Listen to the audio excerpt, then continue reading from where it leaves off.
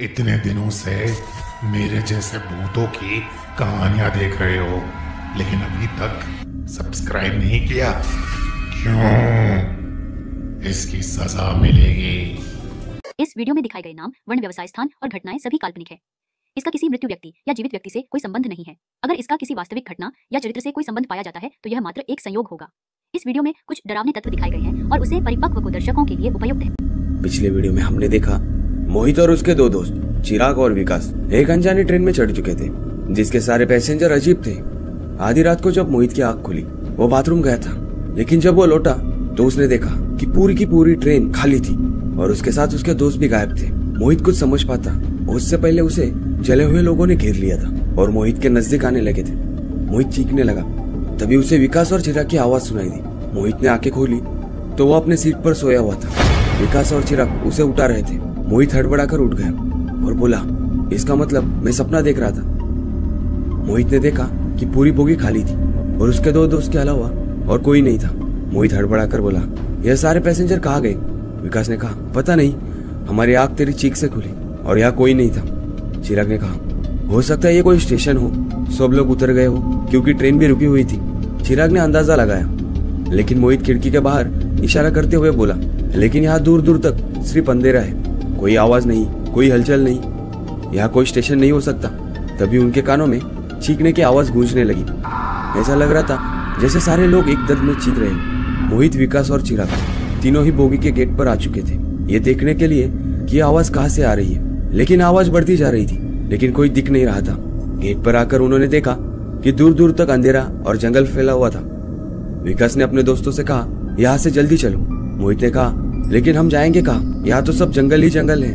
विकास बोला, इस वक्त इस ट्रेन से ज्यादा सुरक्षित है ये जंगल, ये ट्रेन तो मुझे हॉन्टेड लग रहा है। मोहित बोला, ये कैसी बात कर रहा है तू?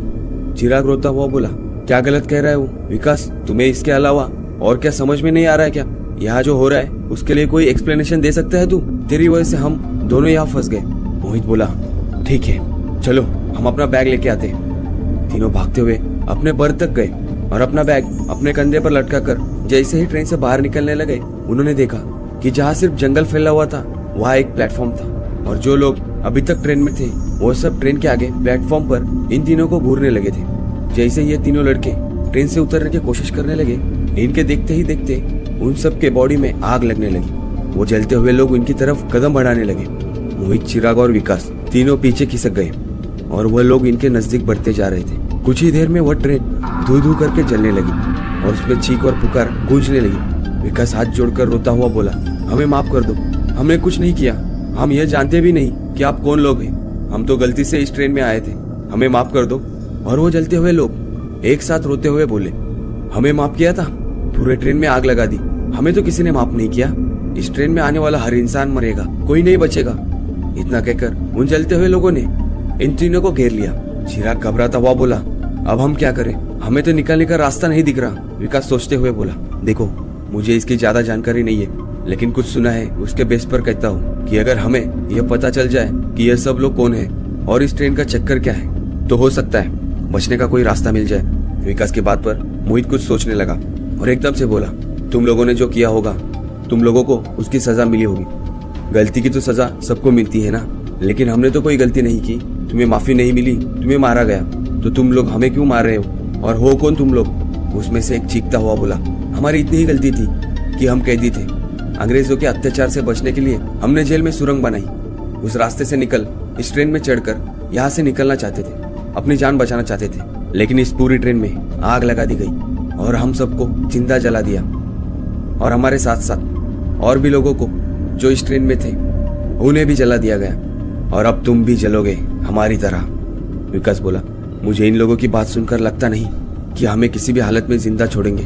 तभी विकास ने देखा कि दरवाजे की तरफ कोई नहीं था और अगर वह लोग दरवाजे तक पहुंच जाते तो यहाँ से निकल सकते थे। विकास ने चिराग को इशारा किया दरवाजे तक पहुंचने के लिए और वे दोनों मोहित को बिना लिए पूरी जान लगाकर दरवाजे की तरफ भाग गए। लेकिन हैरानी की बात थी कि वे आत्माएं विकास और चिराग को पकड़ने के लिए आगे नहीं बढ़ी, लेकिन जहां थी वही खड़ी रह गई और उन्हें इस तरह भागता देख हंसने लगे। मोहित इन सब से घबरा गया, उसे लगा उसके दोस्त उसे छोड़कर भाग गए, अब वो क्या करेगा। तभी उसने देखा विकास के शर्ट में आग लग चुकी थी। उसके पूरे शरीर में आग फैलने लगी। विकास को इस तरह दर्द में चीखता देख और उसे आग में लिपटा देख चिराग ने वहां से भागने में ही अपनी भलाई समझी। लेकिन इससे पहले चिराग भाग पाता, विकास ने उसका हाथ पकड़ लिया और गुस्से में बोला, मुझे जलता छोड़कर भाग रहा है तू? अगर मैं मरूंगा तो तू भी मरेगा। देखते ही देखते विकास और चिराग दोनों ही आग में जलने लगे और उन्हें इस तरह जलते देख आत्मा एक बार फिर सुर में बोलने लगी, सब मरेंगे, कोई नहीं बचेगा। विकास और चिराग दोनों तड़प तड़प कर मर चुके थे और अब सबकी नजर मोहित पर पड़ी थी और फिर वह मोहित की तरफ बढ़ने लगे। मोहित ने इधर उधर देखा लेकिन उसे कोई रास्ता नहीं दिख रहा था। तभी उसकी नजर टूटी हुई खिड़की पर गई। आग वहां भी लगी हुई थी लेकिन मोहित ने हिम्मत की और उस खिड़की से कूद गया। इतना बताते बताते एक बार फिर मोहित की सांस तेज हो गई और वो चीखने लगा, कोई नहीं बचेगा, कोई नहीं बचेगा, मरेंगे सब लोग। डॉक्टर बंसल ने मोहित को इंजेक्शन लगाया और मोहित शांत हो गया। मोहित के माता पिता जो ये सब सुन रहे थे वे हैरान थे। मोहित की मां रोते हुए बोली, डॉक्टर ये कैसी बातें कर रहा है? डॉक्टर बंसल ने इंटरनेट पर सर्च करके मोहित के माता पिता को दिखाया और बोले, आजादी से पहले इस तरह की घटना हुई थी जहाँ कुछ लोगों को किसी इल्जाम के तहत जेल में रखा गया था और वह लोग जेल में सुरंग बनाकर वहां से भाग निकले थे। जब तक पुलिस उन्हें वापस पकड़ पाती तब तक वे लोग चलती ट्रेन में चढ़ चुके थे। पता चला था कि यह सब कुछ पहले से ही प्लानिंग के तहत किया गया था। उन कैदियों के लिए ट्रेन की गति धीमी की गई थी। जैसे ही वे कैदी ट्रेन में चढ़े, ट्रेन ने अपनी रफ्तार पकड़ ली और जब पुलिस वालों के हाथ नहीं आए तो क्रूर अंग्रेजों ने उस पूरी ट्रेन में आग लगा दी गई। ऐसी कई सारी रहस्यमय जगह थी जिसके बारे में हमने ना तो सुना था और ना ही हम जानते थे, लेकिन वह मौजूद है।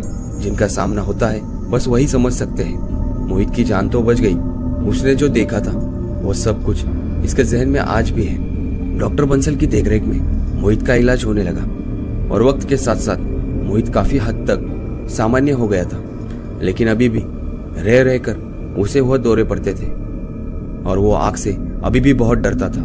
वो जब कभी भी आग देखता था उसे वह जलती हुई लाशें दिखती थी, वो आत्माएं दिखती थी और उन लाशों के भीड़ में अब चिराग और विकास भी दिखते थे।